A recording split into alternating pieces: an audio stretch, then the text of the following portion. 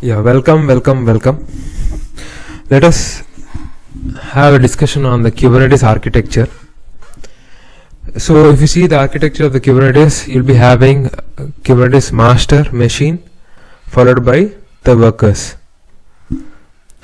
Okay, there's a confusion among many regarding the components which are forming part of the master and the worker. So let us have a clarity on this so that later when you start diving deep into the Kubernetes, it will be easy for you to understand Kubernetes. So among all these components of the master or the node, so let us first start talking about Docker and then container and then pod. So the components what I'm going to discuss for the worker node 1 will be equally be applicable to the worker node 2. Clear? So if you see worker node 1, the actual components are nothing but the Docker, kubelet and kubeproxy. So before dealing with these components, let us have a clarity on Docker, container and pod. So if you have clarity on these three, then you'll never forget this architecture. It will be an easy for you to understand. Okay, now let us start with. So let us start with the container and Docker. Okay, now for example, where and all have you come across containers? So in your real life, if you can see, in your kitchen you have containers. Okay, so you'll have containers for your sugar, a separate container for rice, a separate container for salt, a separate container for turmeric. So the purpose of containers is to containerize the environment and not to mess up the environment in container A with the environment in container B. Okay, now you can compare the containers with your individual lunch boxes also if you want. For example, if you are carrying a lunch box, you can have container for bread, container for rice, container for snacks, and you can also carry water in a separate bottle or container.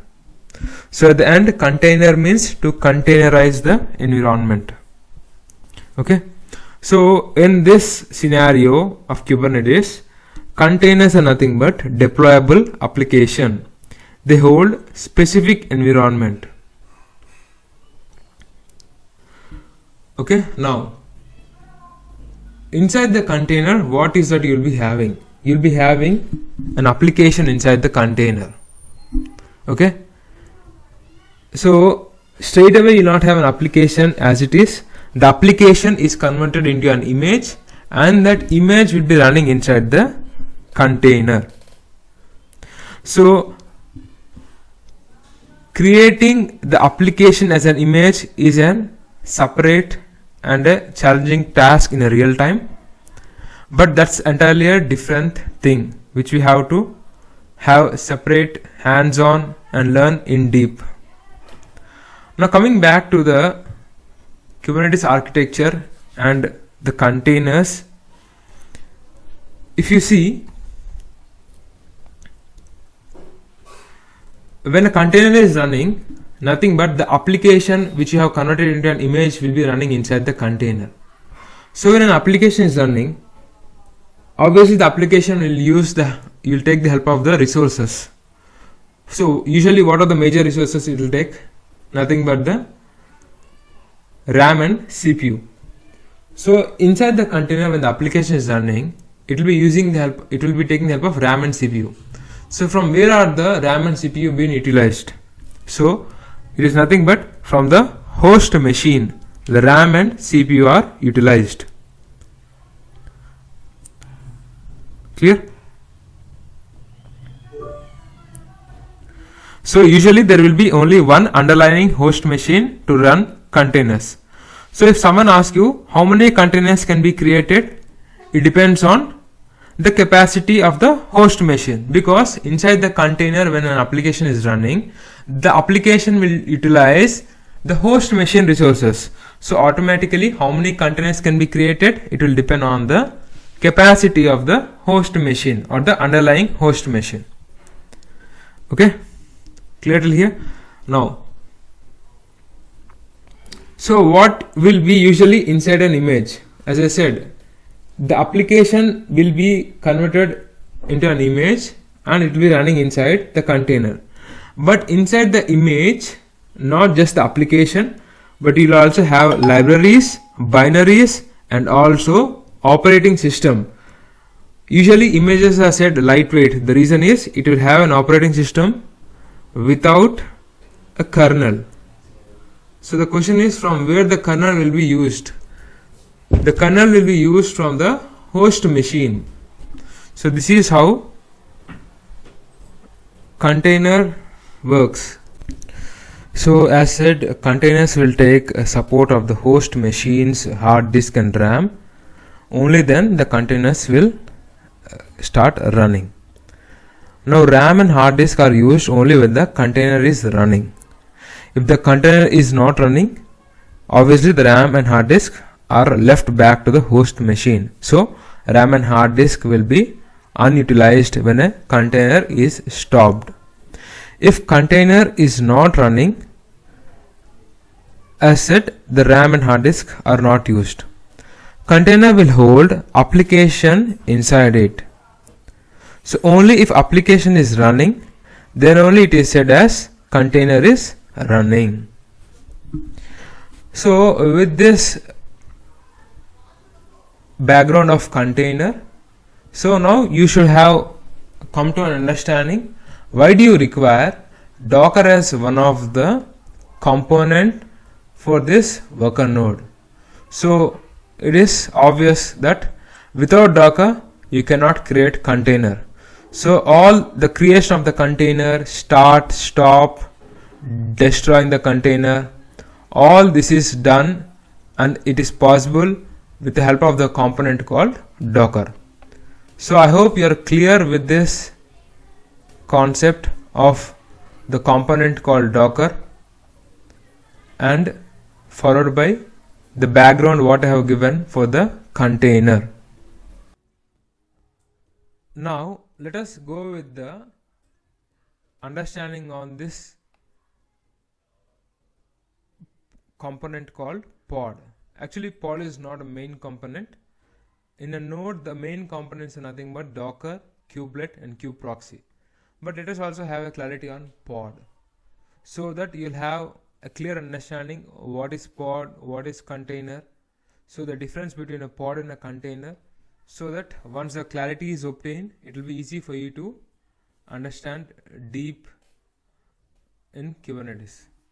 So now in Kubernetes, what is that we'll be creating is nothing but the pod. Okay, so what is a pod now? So technically it is said as pod is an object. Okay, this will not be an easy to understand.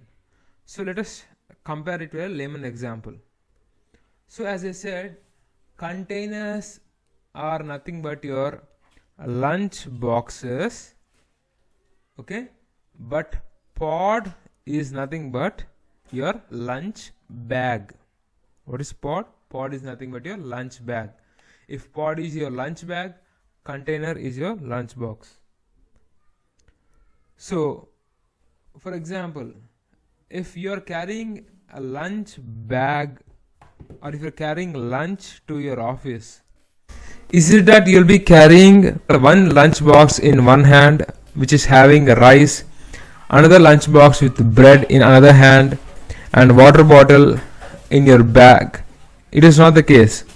So if someone is saying carry lunch, if your parents or if you are telling your children to carry lunch, it does not mean to carry each lunch container separately. It means that they have to carry lunch bag, right? So I mean to tell, if pod is a lunch bag, containers are your lunch boxes. So if you carry the bag, automatically the boxes will also flow with the bag. So with this background, I hope you understand the difference between lunch bag and lunch boxes. So pod will be your lunch bag and the containers are your lunch boxes. Clear? So whenever you say deployment, it is not about creating the container. Your container will be actually running inside a box, and that box is called pods.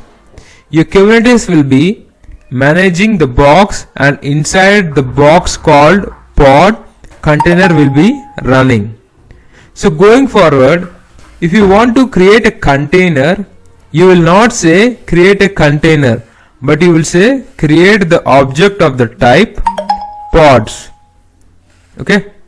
Now because Kubernetes manages the pod, and inside the pod your container will be created, or inside the pod your container will be running. So you will not tell Kubernetes to create the container, but you will tell to create a pod. Why do you need a pod? Can't I run the container directly?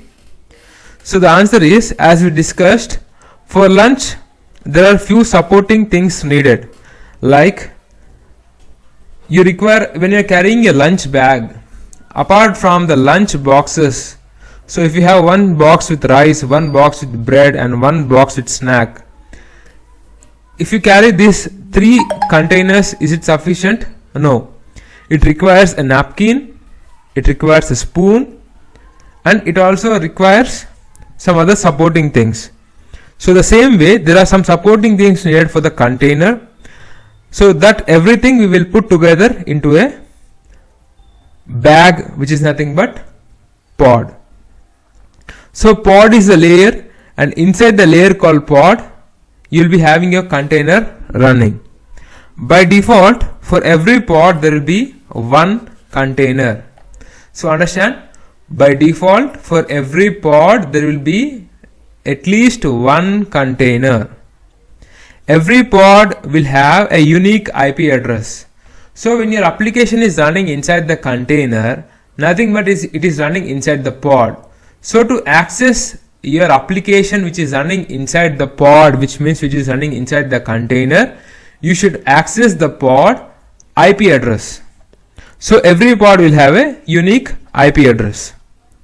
If you want to communicate with a container or an application running inside a container, then you are going to access the pod, and the pod will redirect to the